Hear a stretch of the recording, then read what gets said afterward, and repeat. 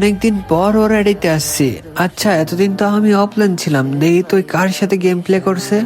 আরে ওই তো দেখি রেগুলার গেম প্লে করছে। আর এই বাইটা কি আবার স্টার ফ্রেন্ড দেওয়া?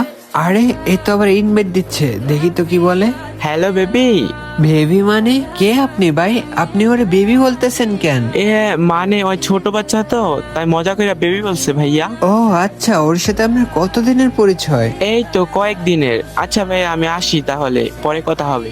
আরে শোনো, ধুর অফলাইন চলে গেল, মানে কারণ তো কিছু একটা আছে।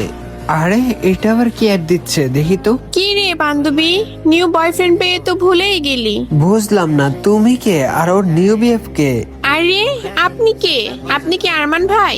বাট আপনার ভয়েস এমন কেন? আমি তো ওর বিএফ, বাট আরমান কি হয় ওর? আরে আপনি ওর বিএফ কিভাবে হন? ওর বিএফ তো আরমান।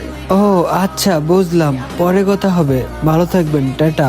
তারপর ওর আইডি আমি ডিরেক্ট লগ আউট মেরে অফলাইন চলে আসি। সিরিয়াসলি মামা, আমি যেটা ভাবছি ওইটাই হইছে, এই জন্যই মেয়েদের বিশ্বাস করতে নেই। আমার তো বিশ্বাসই হচ্ছে না। ধারা, ওই জয়েন দিচ্ছে। কি হয়েছে রিমন? তুমি এত স্যাড পোস্ট কেন দিচ্ছ? আর আমার মেসেজ কল ধরছো না কেন? যে মেয়ের আমার অনুপস্থিতিতে অন্য কারোর প্রয়োজন হয়, তার এমন হাজার মেসেজ কল তো শুধুমাত্র অভিনয়। মানে কি বলতেছো?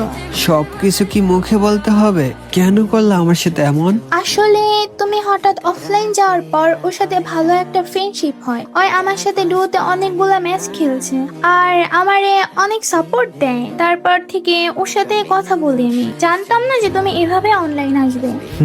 ক্ষণিকের অনুপস্থিতিতে যদি আমার স্থান অন্য কেউ নিতে পারে, তবে সেই স্থান কখনোই আমার ছিল না।